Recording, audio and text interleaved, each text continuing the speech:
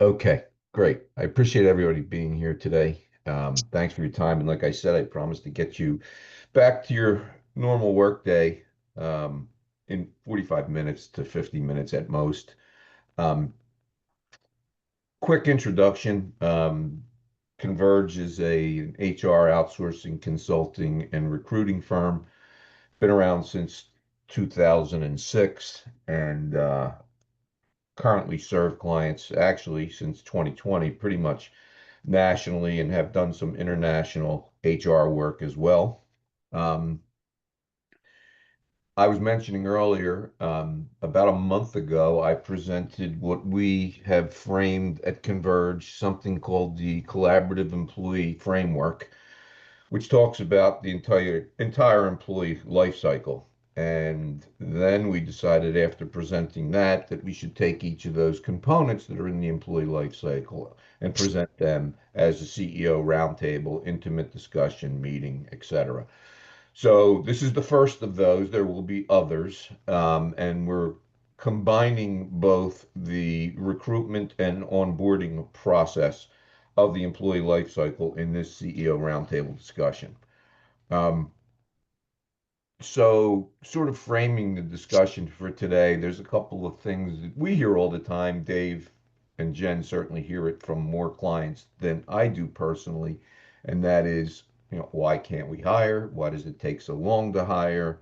Why are we hiring the wrong people? Why are we losing people? So forth and so on. So that's sort of what we're going to be talking about and how we tie in the idea of recruitment, hiring, onboarding, orientation, and putting that all together. And I will quickly make an introduction and then I'll allow them to do it themselves to Dave Forbes as well as Jennifer Adams, and then we'll jump to our agenda. So Dave has been with us since 2020, runs our recruiting practice. He's grown that particular business in terms of number of clients served as well as his own headcount within his team, and that's going to continue to grow in the upcoming future. Dave and I talked briefly about this yesterday or the day before. And Jen Adams is the longest tenured HR consultant with Converge. She's been with us for over 15 years and had um, a career outside of Converge, prior to Converge, in a number of different industries as an HR director, HR manager, etc. And she's a senior HR consultant with us. So let's look briefly at the agenda, and we'll then jump right in, but I'll allow Dave and Jen to talk a little bit about themselves first. We're going to focus on recruitment strategy in today's market, onboarding for retention, and the recruitment onboarding connection. We'll have Q&A. Please use the chat if you'd like. Anne is in the background. She'll be looking at that. I'll be looking at it as well. So if you have any questions, please bring them forth or just speak up and we will stop and address them. Dave, a couple of sentences about yourself and your background for our audience. Sure. I'm Dave Forbes. Like you said, I manage the recruiting practice. I have been doing staffing and recruiting for about 30 years now. Started out in the headhunting agency side of the business and then moved into corporate. I have worked for organizations the size of Teva Pharmaceuticals, DuPont, GMAC Mortgage, where we've had departments hiring and have managed segments of a department and entire departments that have hired as many as 1,200 people a year. So it's I do have a certainly a depth and experience, and certainly looking forward to today's conversation. This is going to be fun. Excellent. I appreciate it. Jen, thank you. Yeah, hi. I'm Jen Adams, and as Mark mentioned, I've been with Converge for about 15 years. And I think one of the most exciting things about working at Converge is working with the different kinds of clients that we work with, because we have a variety of clients. I've been able to partner with organizations that are very, very small and very, very large, number of different industries, a number of different cultures, and that's really been a joy to see how and to help support organizations making it work, not just the onboarding process, but the entire employee life cycle.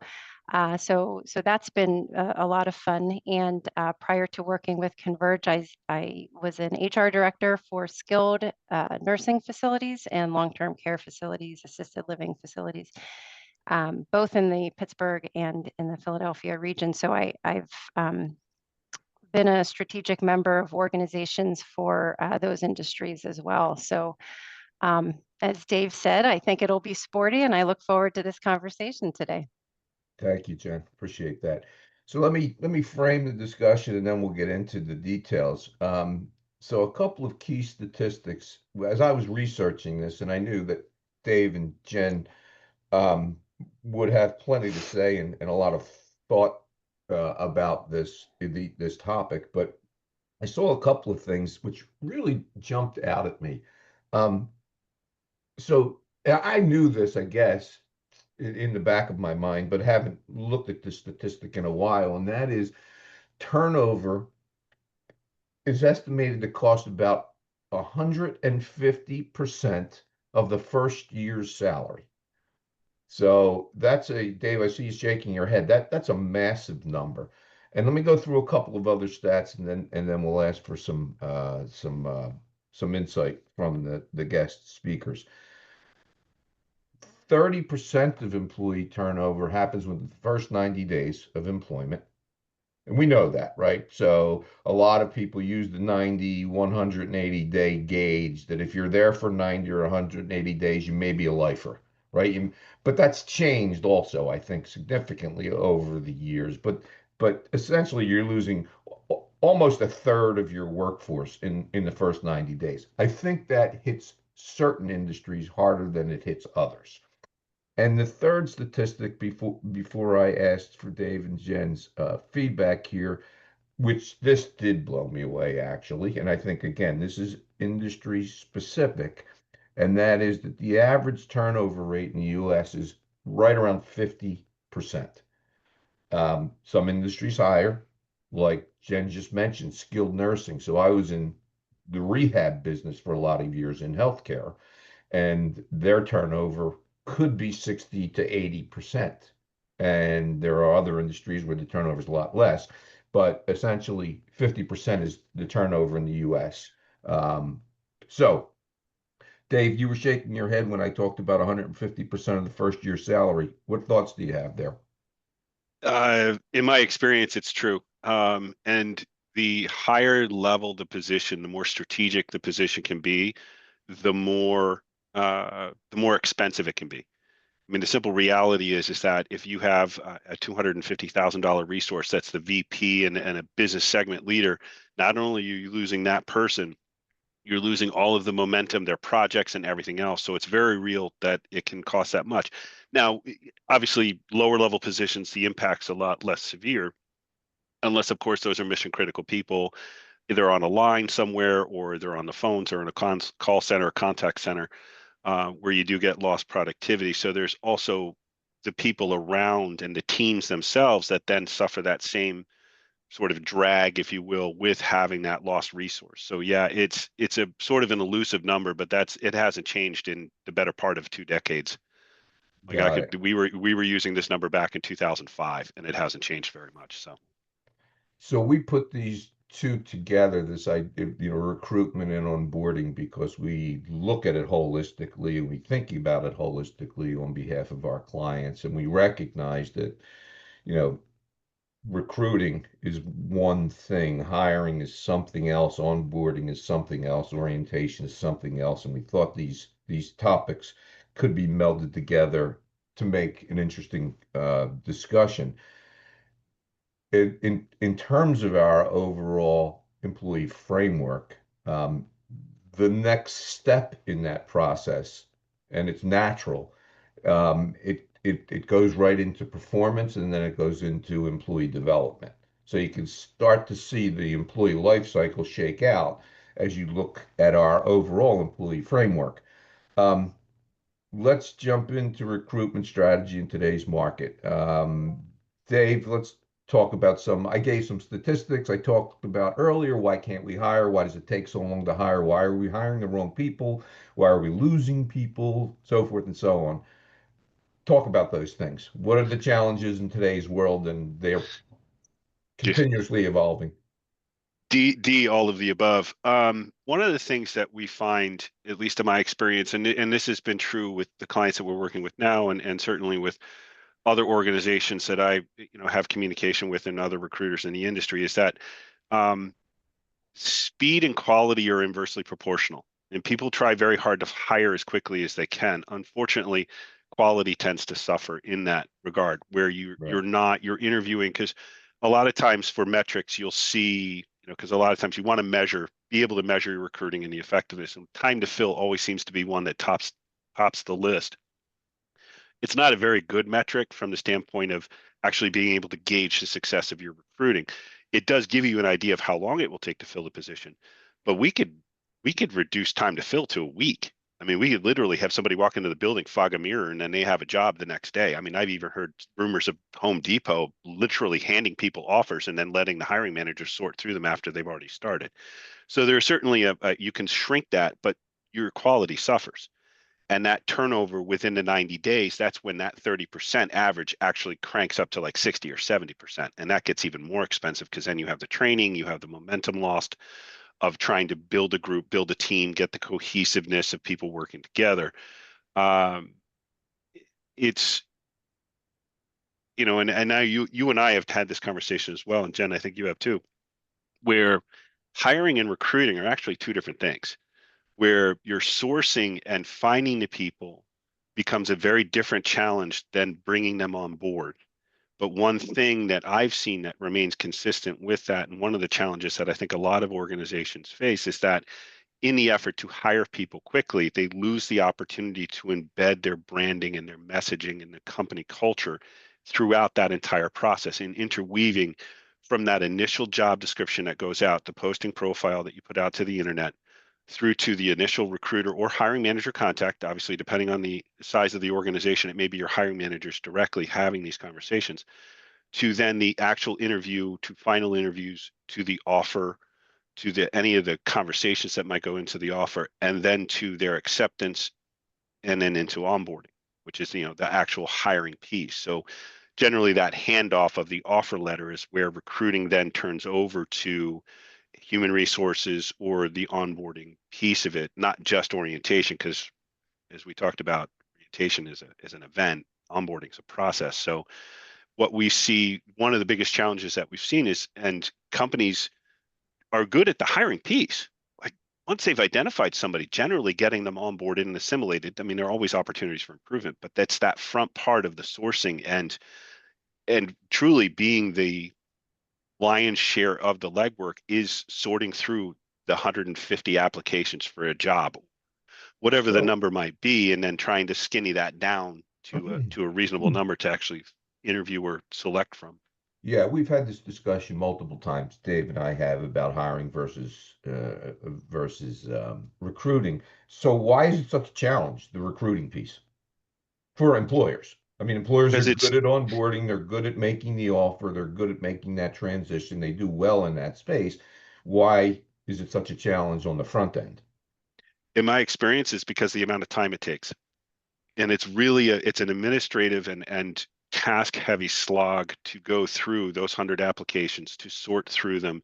So, and Lisa's nodding her head, because we work together in some of the projects now, and it takes quite a bit of time to go through. If you have 100 applications, especially somebody that's inexperienced or less experienced looking at resumes, it's going to take that much longer to go through. Whereas once you get the momentum, and this is the thing, all of this is a learned skill, but it's the time frame and the amount of time it takes.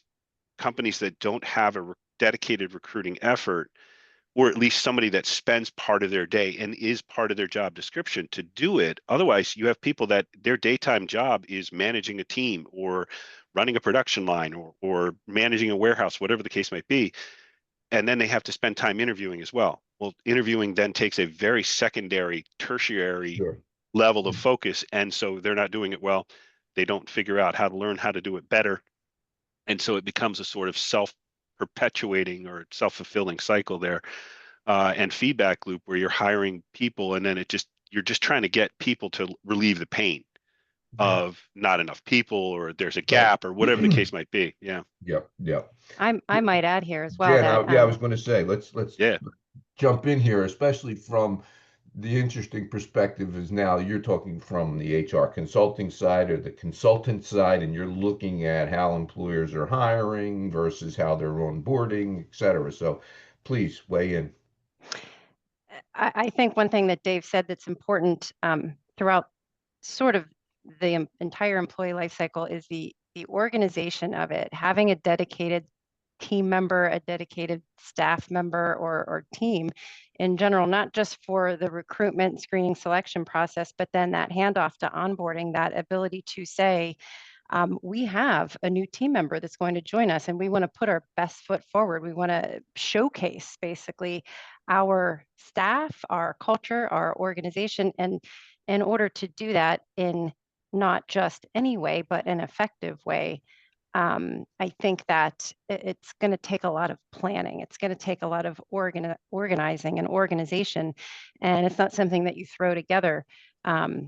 It's something that you have a team plan, implement, and then follow through to further refine over the course of time. Um, so, I think that that's the onboarding process starts with the interview, right? Like it's not something that you hand off to a degree. It is, but it really starts at the very beginning. Whenever hiring managers are screening and selecting and meeting potential staff members, they're also putting the best foot forward of the company at that time. They're describing and showcasing their culture and what the employee can expect in terms of growth and success from that very, very beginning. And that's part of the onboarding process that continues on through the offer letter, through the connection with that staff member during the pre-boarding phase, through day one and orientation meetings. So, onboarding starts from the very beginning and there really is no endpoint. I mean, you're consistently always putting the best foot forward that you can for the organization. So yeah, it's an approach that needs to be thoughtfully organized and delivered, really. And so One from your one of the keys, Mark, go just ahead, so Dave. to sort of echo up what she's saying, is that if your recruiting mechanism is working properly, retention, it is the first step in retention, because then you're identifying the right people, not just the best person, but the right person for the position. So that what Jen is talking about with the continuous loop of the onboarding and that best foot forward, not only when they start and join the organization, but when they first get that headwind of a tough job or a tough project or a promotion and new sets of challenges, all of that it echoes throughout all of that process, because there is that trust that's been built over the period of time. So Yeah. it all factors into it's all interconnected.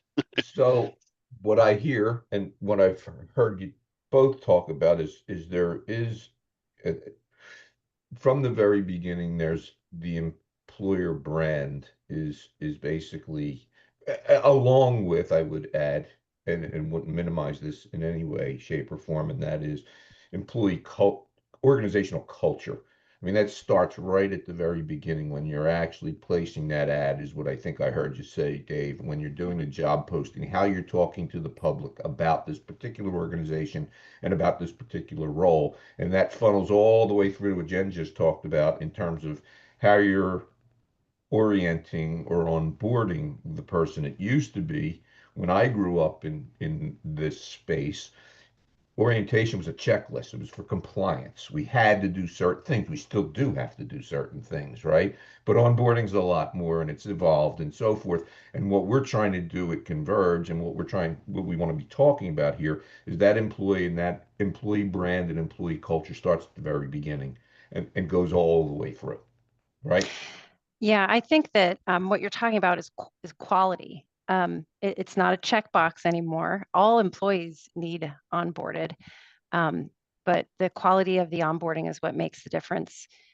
It's no longer an orientation meeting, like a one-stop shop where forms are filled out and maybe the supervisor or the HR professional takes the employee around and makes some sort of ad hoc meetings. When onboarding is done well, planned out, intentionally driven, it lays the foundation for long-term success for the employee and the employer both. I think that quality onboarding is meant to continually reinforce the welcome, the support, and the knowledge that the employee needs, that the employer needs to give to the employee to set them up for success. I mean, the end result, what you want from a quality onboarding program is ultimately retention, improve productivity, build engagement, loyalty, and you want to help employees become successful early in their careers, which leads them to want to grow with the organization ultimately. We You have have some questions, Mark. Yep. Yeah. I know Alan has one, and then I think Lisa has one. Thanks, Ed. Alan, what are the employer barriers doing sourcing and interviewing well? That question was, we didn't hear that well. Would you repeat it, Oh, Anna? sorry. Can you repeat that, please? Yep. What are the employer barriers to doing quality sourcing and interviewing well? Dave, you want to jump in, and then Jen? Yep. Sure. So Dave. one of the things that, from a sourcing standpoint, one of the things that I think a lot of, especially smaller companies, it's the technology barrier, applicant tracking systems, and the ability to actually advertise your openings, because it's just that, it's advertising, it's marketing. You're showcasing an opening out in the marketplace and saying, hey, come take a look. Sort of like the object of a resume is to get an interview. The object of a job posting is to get applications. So you want to make sure it's inclusive. You want to make sure that it attracts a broad array of people. And then with the interviewing and selecting, I think one of the biggest obstacles that I've seen, at least in my experience, is managers and companies not having an open mind, because a lot of people think they need a very specific set of skills that read like a stereo instructions or a coffee maker instructions, not, because it's about the people. All of this engagement, all of this interaction is based on the personality and the attitude of the people, not only from your managers, but also the people that you're looking to hire. I jokingly call it speed dating on steroids. It is a process where you have a couple of dates, you have a couple of interviews, you get an offer letter, let's get married, and then you figure out a relationship after the fact. Well, it behooves managers and recruiters as well to identify the people that you get along with and that have some shared sense of energy, some shared sense of the mission, of the purpose. Not that you can check all of the boxes, but you got to kind of want to get close. And that would help minimize the turnover within that first 30 days. But then there's also some of the more advanced, like, sort of transparency in the process and how you're interviewing and the skill of your interviewers, and working with them and giving them training and supporting them in the process of being able to assess not just the best person, but the right person for the position, because those sometimes are very different. That's what I was Jen, anything to add? Yeah, I was going to mention the assessment. I think that's one of the first things that's one of the things that I find can be challenging. The training of the hiring managers. Hiring managers may not necessarily be doing a lot of hiring. So when it comes to the interview, they may not have done it for a couple of years, or maybe the organization has a certain way or means in which there are interview questions geared towards a role, specifically geared towards a role.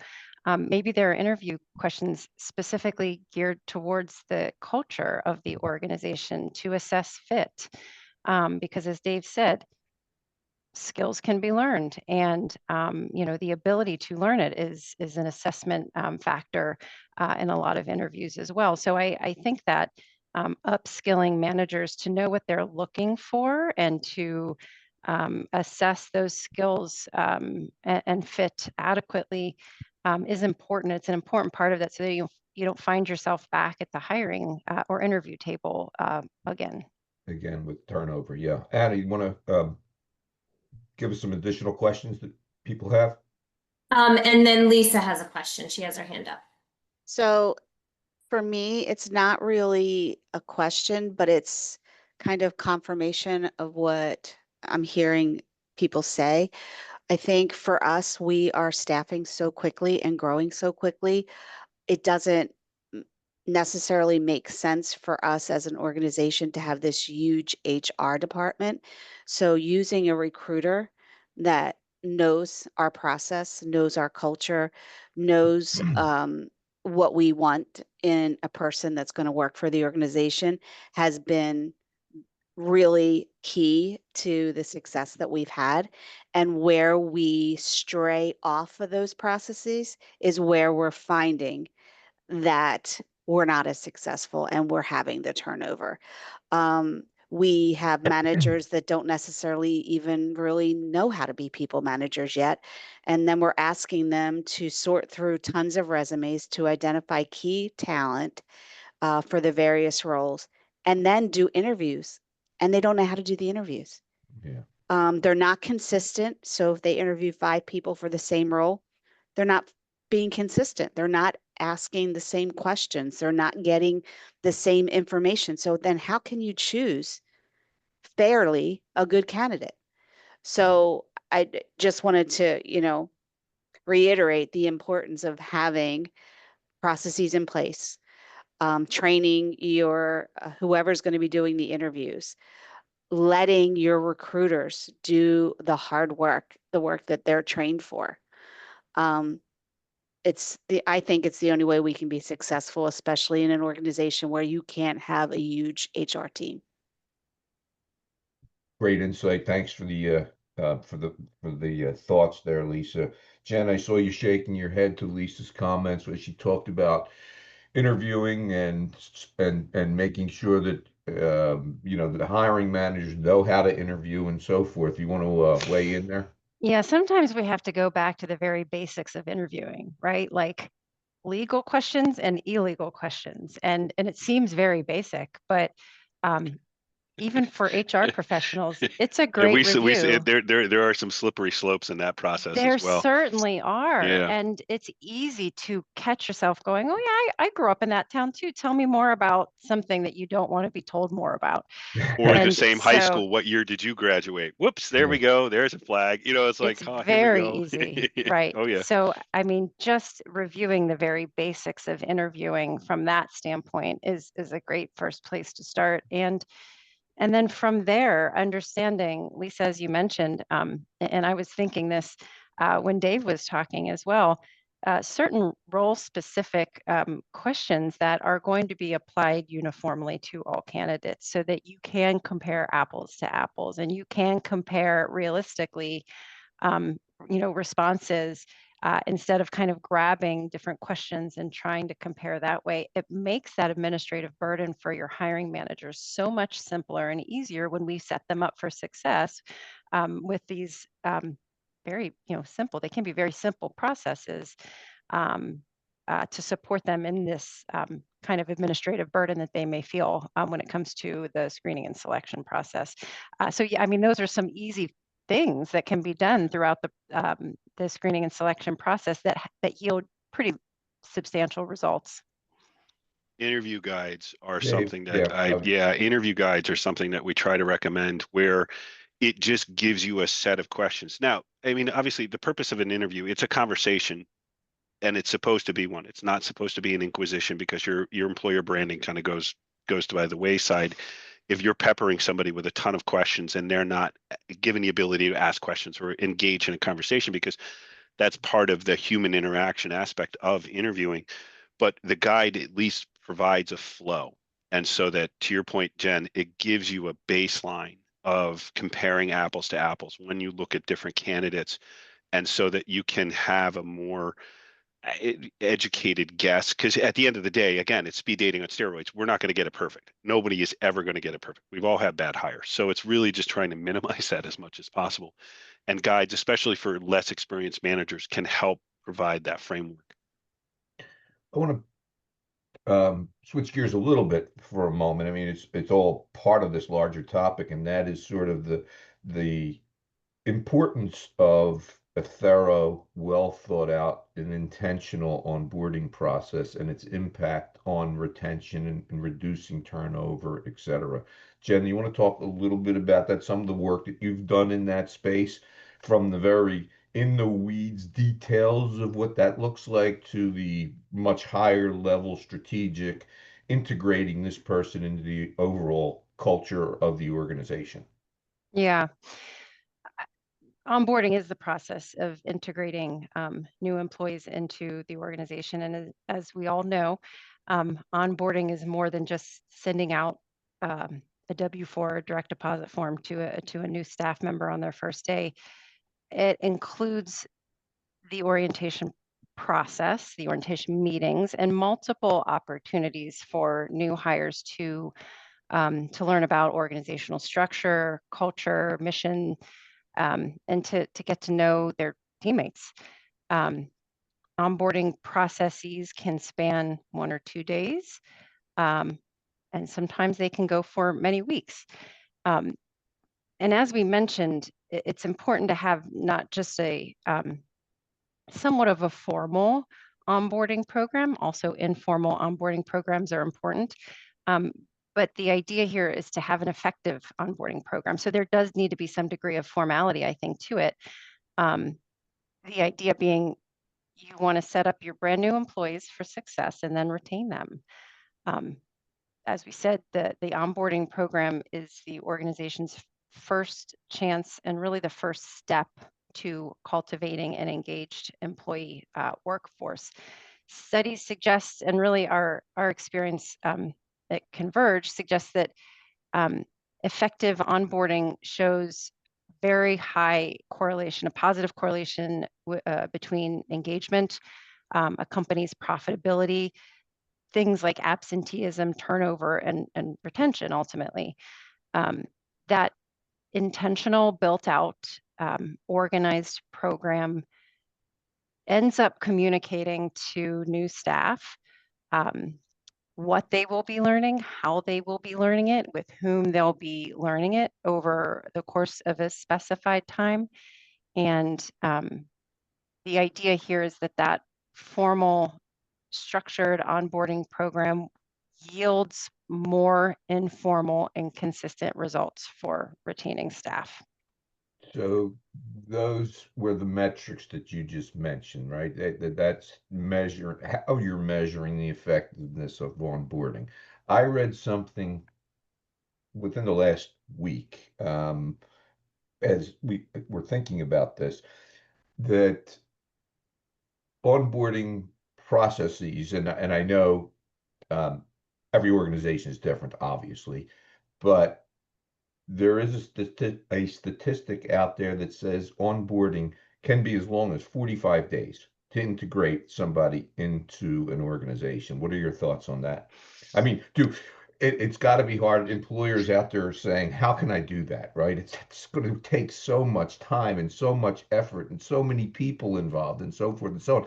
It doesn't seem that it's sustainable, but Yeah. what are your thoughts? Well, it does take many people, I think. And onboarding as a retention strategy does take the whole team, the whole organization. Everybody has to be interested in onboarding new staff in an effective and positive way. But really, I think there's several, if we were to look at onboarding as a process, let's call it a 45-day process. There's really 3 parts to onboarding. There's screening and selection, which Dave's been talking about. And again, it's a big part of the onboarding process. It's before you even hire anybody. Then there's the pre-boarding process. And that pre-boarding process consists of the offer goes out and what happens between that offer and the first day. That could last a couple of weeks, maybe it's a couple of days. In some rare instances, it's a couple of months, but there's a lot of onboarding that can happen there, connections and communication that are integral to an employee's experience when they first come on to the organization. And then there's day one and beyond. And that 45 days is what you're talking about there. How day one is structured, yes, you may have some orientation meetings. You may have the team member set up time with HR, always a good idea. With other team members, spend time with hiring managers. Here, you're really in the first day welcoming them, making sure, as Dave mentioned earlier, that anything like systems, technology, all of that is ready and set up to go on that first day so that there are no hiccups, so that the employee and the employer, you don't need to worry about any of that foundational stuff. And you can focus on having the building over the course of time. Maybe it's a week, maybe that intensive building of relationships and knowledge and support happens over the first week. Maybe it's a little less in the second week.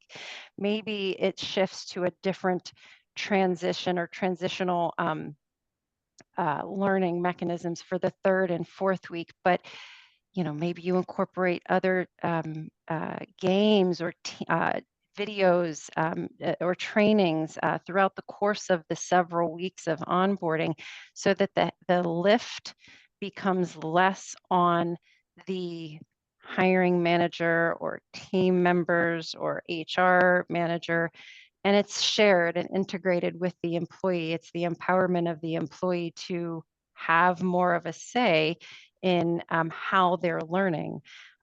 So that by the time that 45 days is over, or maybe it's 60 days, or maybe it's 30 or 90 days, by the time it's over, the integration has already taken place, and it's kind of that employee is off and running, thinking about goals for the next couple of months or for the next year, and their mindset has shifted from having a learning curve to, I really see where I fit in here.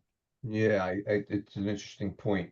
Thanks for the clarification, by the way, on the 45 days, but that was insightful. But the other thing that you just finished up on is really critical, and that is, I think oftentimes organizations forget or don't have the time to actually go back and check in with the growth and development of that new talent, Critical. of that new Yeah. hire. And that's why Mhm. in our framework as an organization, we're so concerned about going from the recruitment to the onboarding to the performance to the development, right? And that's what you're talking about. We should be able to gauge at 30, at 60, at 90, at 120 days, the overall development of that talent, right? And how they're integrated into the organization. And more so, even more, yes to that, I think is the feedback from the new employee Right, right. about how the organization has met their needs as well. Because if you want to retain that person, you got to keep them happy. You got to keep them engaged. And how do we know if they're being engaged? If we aren't asking them, of Yeah. course we can tell. There are certain metrics. We look at productivity, we look at engagement. Hiring managers can report out on how they are engaging with their team. And certainly we can look at metrics like turnover and retention numbers. But I think a really good way to do that is to ask them, and a great person to do that is an HR person, and that's built into the onboarding process and structure from the very beginning. It's not something that you spring on them and say, oh hey, it's been 90 days, I want to talk about this. No, you talk about that on day one. We are interested in learning how this is going for you. We're going to check in. Let's put it on the calendar now. Let's put that meeting on the calendar now at 90 days or whatever it is. And we're going to talk about what more supports you need, how you feel this went, how you're integrating, your thoughts on all of this. Because of course we can get hiring managers, we can get team members, everyone's got thoughts on it. But I think the most important one is the employee's perspective. It's worth talking about. It further enhances, or it further communicates that the spirit of transparency is very important to the organization. Dave, I from your think it's also perspective, yeah, I important. was going Yeah, to ask. I think it's Jump also in. important to understand that there's this meeting in the middle, because it's one of the things that I've seen is and AI is certainly going to likely accelerate some of this, is that you have managers that have always been focused on managing tasks, not people. And I think we're going to need to see an evolution in managers and supervisors of becoming better people leaders so that they can have these conversations, so that 90-day reviews, which is what we were talking about, the 45, 90 days, they're not surprises, or your 6-month review or your yearly review, that there aren't any surprises. They shouldn't be surprises. They should be confirmation conversations around what you've planned and what you've looked to accomplish. And if there are surprises, something probably went horribly wrong and nobody's talking to each other. So this is where I think is similar to the interview process, is similar to, the onboarding, is that communication and level setting, to Jen's point, transparency about what the expectations are for both sides. Because I think that's when trust is built. If people understand what is inbounds, what's out of bounds, what you can do, what you should do, things like that. If people understand that, then I think there's a greater level of trust, and that trust builds engagement, and that trust builds people that are going to become much more productive and much more engaged in the workforce itself. But it's something where I think we need to look, at least from our standpoint as a consulting company, and I think overall businesses need to look at the people management skills of their managers and review and see if it's something that they need to be upskilled on, because I think this is where, and it'll certainly plug into the next piece of our employee framework with the performance and with the upskilling of people and their own development. We're not just talking about the people development of the employees, because managers are employees too. Everybody's, like I said, hiring, onboarding, managing, it's all a team contact sport. Everyone has a role to play in the success of an organization, and it's just a question of where you all fit into that different type of the different pieces of those cycles. Another question. Anna, please Are go there ahead. retention statistics on how an employee's relationship with their manager can lead to turnover? I think one of the things that can address that is ongoing check-ins with the employee via, there's different methods, HR check-ins, certainly, engagement surveys, culture surveys, having stay interviews, having a third party like HR to for employees to have access to, and encouraging a culture of speaking up if things aren't going well. For a long time, the culture was, if you don't like your job, that's just how life is. You don't like your job, and that's okay, because nobody likes their job. And that's not really, that's not something that is in vogue anymore. That's not the case anymore. We don't want our staff to feel that way. So encouraging that in the culture and having this message come to them from every angle to encourage them to speak up to that third party, to talk about things like that, I think is one way to do it. In terms of a retention metric with the relationship with the manager, I would have to think about that one and think on that one to really, I mean, retention statistics, in my experience, I was going to say, in my experience, retention has to do more with, it's hard to predict or use the metrics within to say, yes, it's successful, no, it's successful. Generally, it's the end result, which is your turnover rate. That if your turnover rate's of 5 to 10%, that's considered a healthy turnover. But again, it's industry specific, because obviously retail and warehouse and some of the other unskilled labors, that the turnover tends to be much higher than it does. And if I can jump in, not everyone does exit interviews or asks the question, why are you leaving? And is it because of your manager or not? But there is the saying that people leave their managers, not the company. Yeah, so, thank you for jumping in. Yeah, Yes, you're I right. think That's there a is prime something to place to stay look. there. Stay there. Mhm. Yeah. Well, Did that answer the question? yeah, there was a lot of Yeah, thought that there's went into that, and Jen's going to have to get back to us on that one. Yeah, Um, Hyrie, did that answer? I know, yeah, lots of thoughts, but Oh no, yeah. I think that was it. I think I was just kind of thinking more of like if there's like any statistical like from surveys or whatnot, if this is like a big factor that could lead to, turnover. That's what I was thinking. Yeah. no, I think they're great thinking. individualistic to every manager and individual manager and their employee relationship. I think unfortunately this is where it gets insanely complicated because there is no cure-all, there is no panacea for any of these issues that you might be facing. It generally tends to be individualistic, not just with each company, but also with each manager and each individual employee as well, because none of us are the same. We're not carbon copy. We're not machines. Everybody has different desires and different wishes and different career trajectories and different priorities. So it's really that, I think, really getting the people skills, because I think there's a certain level of empathy that you need as a manager to be able to understand where people are coming from.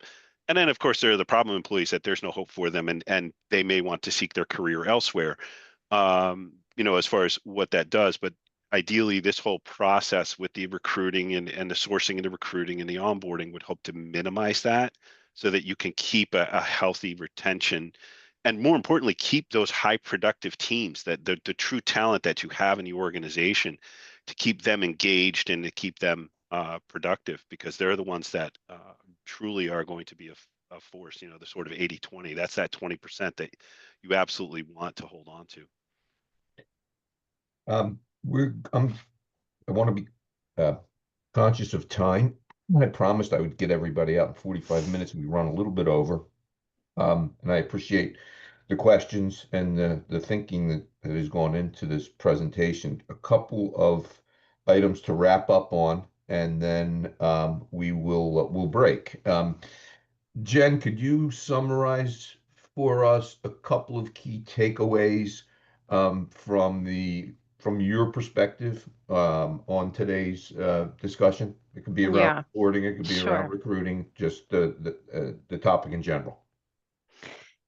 There is a Gallup survey that was recently done surrounding onboarding, and it said that 29% of new hires felt they were prepared and supported to excel in their role, which leaves a lot of room for improvement. And Yeah. onboarding strategies, onboarding processes, I think would greatly help with that. That survey also said only 12% of employees felt their company did a good job with onboarding. And that 12% were nearly 3 times as likely to stay and say that they have the best possible job. So, there is room to grow. There is usually room to grow with onboarding, even if onboarding processes are in place. Making it effective, making it work for the company, I think is the next place to go, making it a little more tailored. Maybe you can tailor it by role. Maybe you need to tailor it by hybrid or remote staff. This is very common now. So onboarding largely would remain the same, but it needs to be tailored for certain staff members. Maybe it needs to be tailored for certain part-timers, because part-timers have different schedules or different access to benefits. So even with an onboarding program that is there, making it more effective, fine-tuning it, tailoring it to the needs of the organization can only help in the long run with retention strategy. Good. Appreciate it. Dave, same. Couple of takeaways. I think one of the bigger takeaways with all of this, and especially utilizing that employee framework that we have, is that it is all interconnected. It's about a process. It's about having a plan. I don't think organizations can be effective winging it anymore as far as hiring or onboarding, or they just don't have time to deal with it. This isn't going to be effective for any organization moving forward. We now have, coming in with the new generations, a much more educated and aware and socially connected workforce where they share information. We have customers, clients of our own that are woefully unaware of their own Glassdoor rating, where they have abysmal feedback out on the marketplace for employees that have left, the employees that are trying to interview and things like that. So I think it's good to have a plan in place and structure both the recruiting with understanding that we're dealing with people, and that's one of the most dynamic, hard to categorize products that are out there in the universe right now. So I think it's a good idea to have that plan in place and certainly build a structure. It doesn't need to be set in stone, but at least create the framework of moving people so that it gives the appearance of momentum, similar to dating. You have that momentum of going from the recruiting, from the first job application all the way through to that 90-day review, and thinking that as one piece, but that's broken into many different parts. Good. I appreciate that. For all the attendees, participants, thank you so much for being here and spending the last 55, almost 60 minutes with us. And thanks for your thoughtful questions and insights. It was a pleasure facilitating this discussion.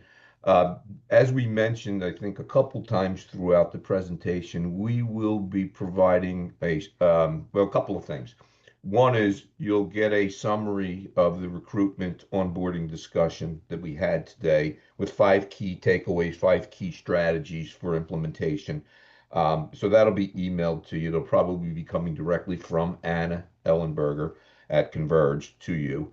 And the second part is be on the lookout for an email, probably from me or someone on the team, about our next CEO presentation. We do not yet have a date, but the topics will be around employee performance and employee development, as David mentioned in his summary. That's sort of the ongoing process that we see in our overall employee framework, is after they're onboarded and they're in the organization. Now we need to think about performance, performance management, employee development, leadership development, skills enhancement, so forth and so on. So that'll be the next one. Again, I appreciate everybody's time today. Hopefully you found this insightful and look forward to catching up again. Thank you. Thanks, everyone. Alrighty. Thank you. Bye-bye.